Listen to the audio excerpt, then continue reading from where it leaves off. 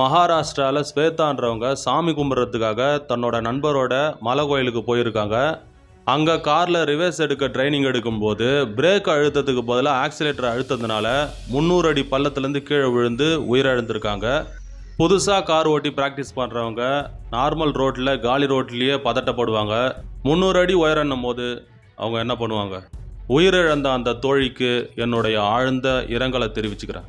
ஆர்ஐபிமா. பரோட்டாவை சாப்பிட்ட 5 மாடுகள் உயிரிழப்பு, மேலும் 9 மாடுகள் தீவிர சிகிச்சையில் உள்ளன. கேரளாவில் ஒருத்தர் மாட்டு தீவனத்தோட ரேட்லாம் அதிகமாகிடுச்சின்னு சொல்லிட்டு பரோட்டா, பலாப்பழம், புளியங்கொட்டை மாவு இதெல்லாம் சேர்த்து மாட்டு கொடுத்துருக்காரு. மாடு ஜீரணமாகாத 5 மாடுகள் இறந்துருச்சு, 9 மாடு தீவிர சிகிச்சையில் இருக்குது. இதற்கு காரணம் என்னன்னு பார்த்தா, மாடு அதிகமான பரோட்டாவை சாப்பிட்டதுனால பேதியாகி இறந்துருக்கு. பரோட்டா மனுஷனுக்கு மட்டும் செரிமான பிரச்சனையை உருவாக்கலைங்க, மாட்டுக்கே அது ஆகலை. அப்போனா எந்த அளவுக்கு டேஞ்சரஸான ஃபுட்டுன்னு பார்த்துங்க. முடிஞ்ச அளவுக்கு அதை அவாய்ட் பண்ணிங்க. தூய்மை பணியாளரோட மகள் துர்கா என்றவங்க, இவங்களுக்கு 30 வயசு.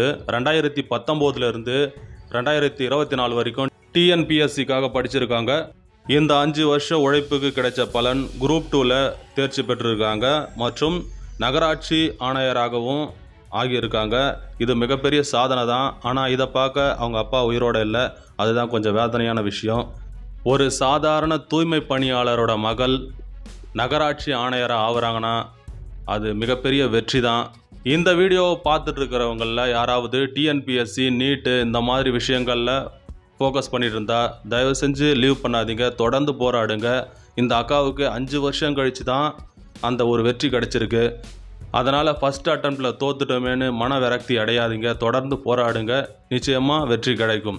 ஏன்னா ஒரு போட்டித் தேர்வுன்றதே பல லட்சம் மக்கள் கலந்து கொண்டு அவங்களோட திறமையையும் மன வலிமையையும் காட்டி வெற்றி பெற்று அந்த பொசிஷனுக்கு போகிறதுக்கு தான் அந்த தேர்வையே வைக்கிறாங்க. ஃபஸ்ட் அட்டம்ப்ட்லேயோ 2வது அட்டம்ப்ட்லேயோ தோற்று விலகி போனவங்கள இந்த உலகம் மறுபடியும் கூப்பிட்டு அரியணையில் உட்கார வைக்காது.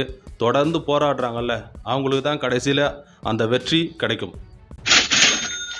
யாரிடம் எத்தனை அணுகுண்டு உள்ளது?